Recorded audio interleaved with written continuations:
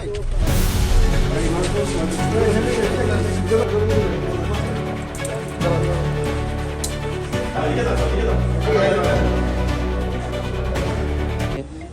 18 সালে চিকিৎসা করাইছি।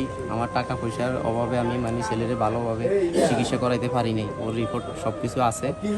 তারপরে স্যারেরা যখন গেছে, স্যারদেরকে আমি সান্ত্বনা দিয়ে আমি রায়পুর বাজার আসছি। একজনে বলছে যে 10টা বাজে ওরে রায়পুর বাজার দেখছে। আমরা 3 জনে ওরে অনেক খুঁজছি। খোঁজার পর পাই নাই, না পাওয়াতে আমি ইফতারের পরে বাড়িতে গেছি। ইফতারের 5 মিনিট পরে গেছি বাড়িতে, যাইয়া পানি খায় আবার একজনে ফোন দিছে, ভাই আপনার ছেলে অমুক জায়গা আছে, তাড়াতাড়ি আসেন, রাস্তা দিয়ে হাইটা যাইতেছে। পরে আমি আবার দৌড়াই গেছি, যাই দিয়ে আমি গেছি আর হ্যাঁ বাগানের দিকে পলাই, দৌড় মারিয়া বাগানের দিকে গেছে যাওয়ার পর অনেক খোঁজাখুঁজি করছি আর পাই নাই। ওইখান থেকে আবার বাড়ি চলে গেছি। আসার পরে আবার আরেকজনে ফোন দিছে, বাগান দিয়ে যায় অমুক জায়গা ধান খেতের ওইখানে বিরিক ফিলের কাছে গেছে। তো বিরিক ফিলের ওইখানে আমি অনেক তারে খুব আপোষে খুঁজতেছি যে জোরাজোরি করা যাবে না। স্যারেদেরকে আমি বলছি যে স্যার আপনারা কোনো করবেন না, আমি আপনাদেরকে রাতের 12টার ভিতরে আমি পৌঁছাবো। ছেলে বাড়িতে আসবেই, যেহেতু মানসিক সমস্যা যত জায়গাতে যাক সে বাড়িতে আসবেই। যাক পরে স্যারেরা আমার আবার মাগরিবের পরে গেছে, ওনারা গেছে আর বলছি যে স্যার আপনারা থাকেন, আমি ওরে চেষ্টা করতেছি যে দিকের থেকে পারি আমি ওদেরকে ধরিয়ে দিব।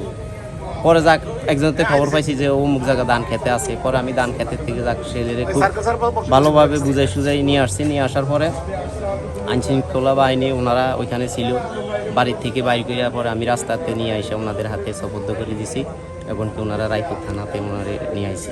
ও আমার ছেলে। আসসালামু আলাইকুম। আপনাদের সকলে অবগতির জন্য জানাচ্ছি, গতকালকে যে একটি ন্যাক্কারজনক ঘটনা ঘটেছে আমাদের রায়পুর বাজার মধ্য বাজারে একটি মন্দিরে একটি প্রতিমা ভাঙচুরের ঘটনা ঘটেছে। আপনারা সবাই অবগত রয়েছেন।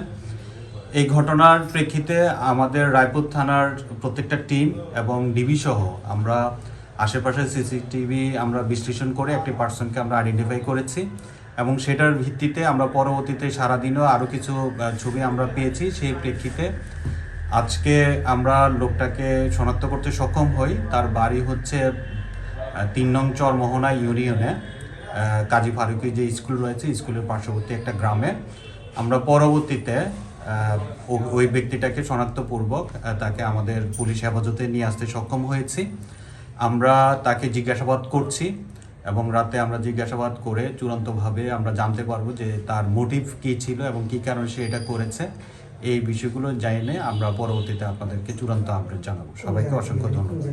আমরা তাকে স্পেসিফিকলি ধরেছি হচ্ছে থেকে কাজী ফারুকির পার্শ্ববর্তী যে গ্রাম রয়েছে তার বাড়ি, ওইখান থেকে তাকে অ্যারেস্ট করা হয়েছে এবং ভিকটিমকে শনাক্তপূর্বক আমরা 24 ঘন্টার ভিতরে আমাদের রায়পুর থানার সকল টিমের সহযোগিতা এবং স্থানীয় লোকদের সহযোগিতায় আমরা 24 ঘন্টার ভিতরে আসামিকে আমরা আমাদের হেফাজতে নিয়ে আসতে আমরা সক্ষম হয়েছে।